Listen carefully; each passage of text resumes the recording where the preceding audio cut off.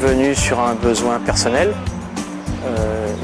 Toute ma vie, on m'a expliqué qu'il fallait que je mange lentement.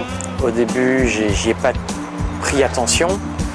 C'est un peu comme un fumeur à qui on dit qu'il faut qu'il arrête de fumer et puis il ne fait pas attention.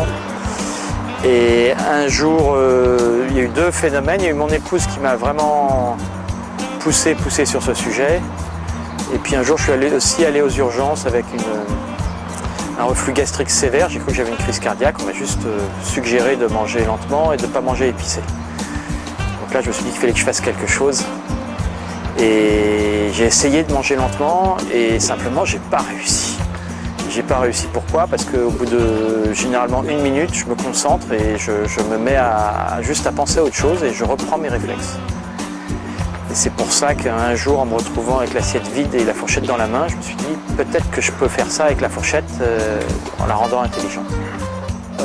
Le projet date de 2004 au début et c'est assez amusant aujourd'hui de se retrouver en pleine révolution, à l'intérieur d'une révolution, alors qu'à l'époque c'était une révolution Internet des objets, alors qu'à l'époque c'était pas du tout le sujet. Et en fait je l'ai fait en dehors de mon travail, mais j'étais spécialiste de brevets pour accompagner des PME innovantes, j'avais ma petite société. Et j'ai fait en dehors de ma vie courante et il a fallu... J'ai envie de dire que ce sujet, il a été possible en cumulant une série d'astuces.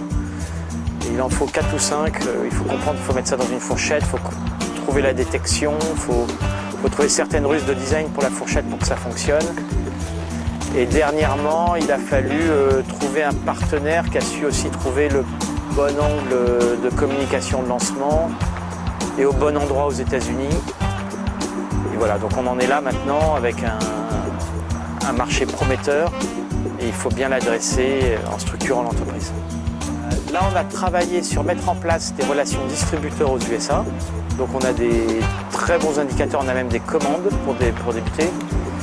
Et on est en train de travailler sur la structuration de l'entreprise, parce qu'en fait, la difficulté, c'est finalement que si on est dans un schéma de réussite, en fait, il faut le financer.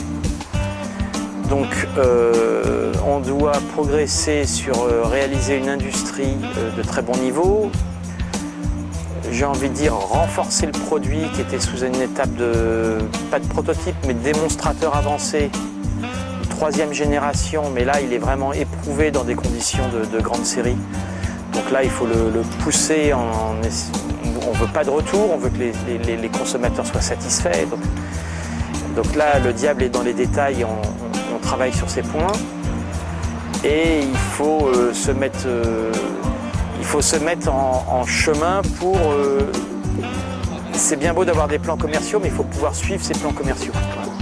Et bien sûr, on a plein d'idées qui sont prêtes sur le papier, dans les brevets et on ne sait pas trop. Après, c'est un peu des questions sur comment... En fait, la question, c'est que d'un point de vue... À mon avis, moi je digresse, mais ce qui a permis de nous donner un bon succès au CES, c'est d'avoir gardé un message simple. Donc ce qu'on essaye de comprendre, c'est dans quelle mesure on va enrichir le message. Et trop rajouter de choses d'un coup, c'est peut-être pas la bonne méthode. Voilà, donc l'application, c'est aussi des débats qui sont actuellement on air. Moi, je pousse dans les débats internes à la rendre la plus simple possible, notamment pour la rendre la plus internationale possible aussi. Et ensuite, permettre de l'enrichir, notamment par des phénomènes de Open API. Mais on va avoir l'application desktop et l'application mobile. Et c'est sûr que pour l'un comme pour l'autre, on voit des spécificités avec des possibilités d'enrichissement. D'ores et déjà, ce qu'on a annoncé, c'est qu'il y aurait bien sûr la photo, pour apprendre avec l'application mobile qui sera automatiquement attachée au repas.